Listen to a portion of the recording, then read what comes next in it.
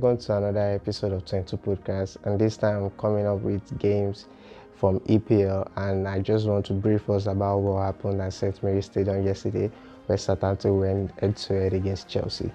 So this game was a nice game. It was entertaining, but I felt like Chelsea hardly played a meaningful game this season.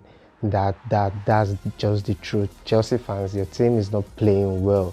The only good game Chelsea has played this season was against Tottenham, which they deserved to win, but at the end of the day, they didn't get the win. We know football is not all about all-round performance, it's all about getting results. Sometimes it can be all about all-round performance, but most times it's all about getting results. So, out of this game, Chelsea had 68 possession, Southampton had 32% possession, which I think Southampton didn't want to hold the ball. They were not interested in passing 5 or 6 passes on a row. They were just interested in hammering Chelsea defense. They were getting in dangerous position. Let me say, the beginning of the game, Southampton looked wild.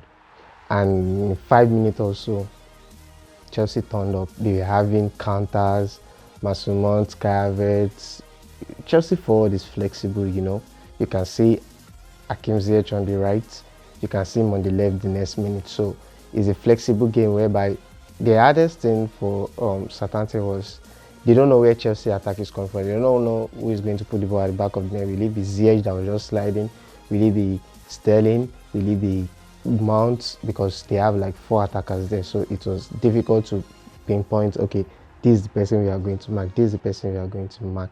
And I must say, they are exciting players in Southampton's side. We know they are not a top team, but there are some players who stood their ground yesterday. Like, they were just like, these guys are not going to get past us. We are going to stand our ground. I gave a salute to Southampton defender yesterday, most especially Ahmed Bella. The guy tried yesterday. The guy was amazing. He was just amazing throughout the whole 90 minutes, I must say. I have to give another shout out to Armstrong, who was a bit, I will not say it was good around the game. It was good for just like 30 minutes and he made it count. So he was good too. But let me go down to Chelsea players. I don't think any Chelsea player deserves a praise in this game except from Cucurella and Sterling. The rest, even Cucurella was not strong at times, but while giving praises, they could have made the game 3, but he was the one who blocked the ball. We didn't make Southampton score the 3rd goal, but all praise to Cucurella and Sterling this game, because the rest, I don't know what to say about them.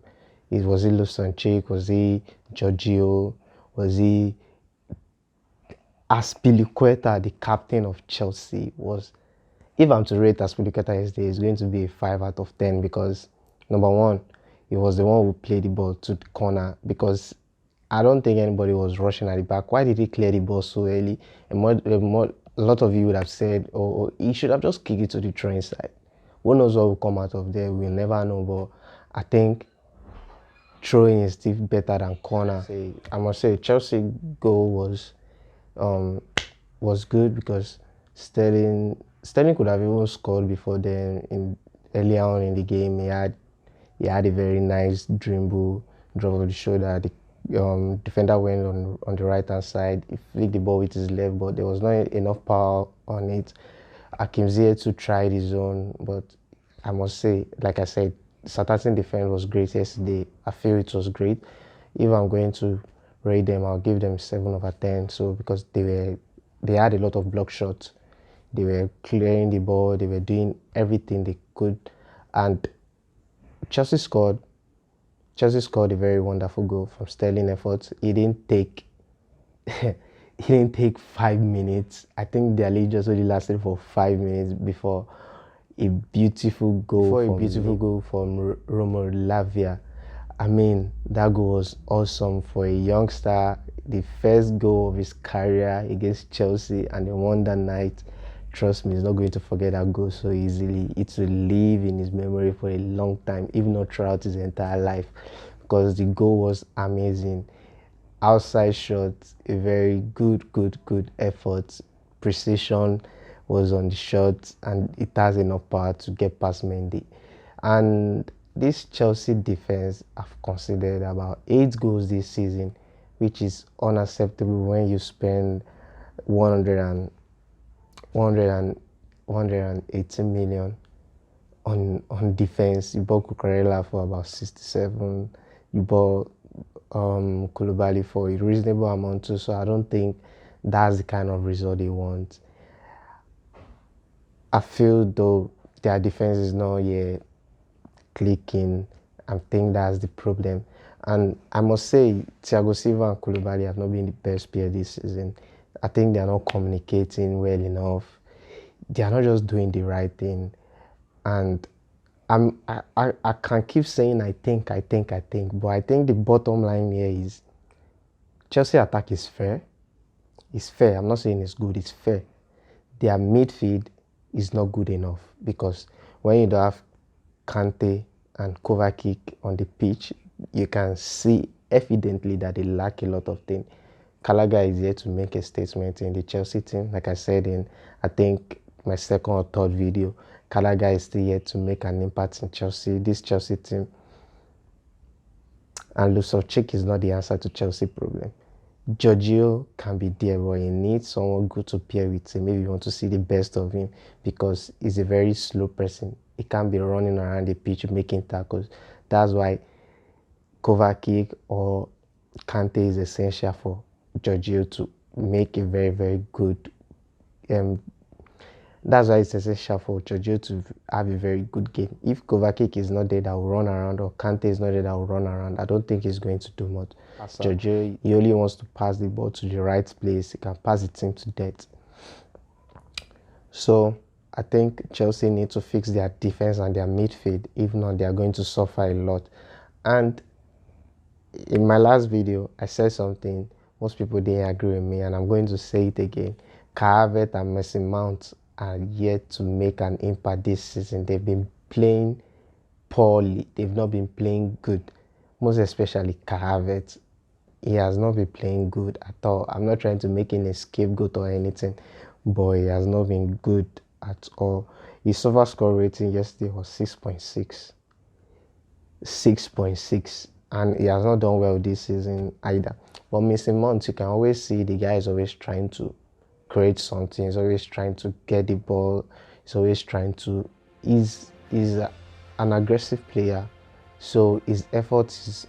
You can't doubt his effort. You can't say okay, he's not putting effort, but he only lacks the finishing touch. Chelsea, in fact, lacked the finishing touch.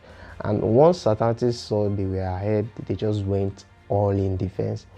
All in defense. Even James Ward-Prowse, their captain, was even at the edge of the Southampton box because they were like, no way we are allowing this to slip because they've been bad defensively, like all round because they used to concede goals. But this time around, they wanted to hold this lead that is going to potentially take them above Chelsea, and at the end of the day, it did.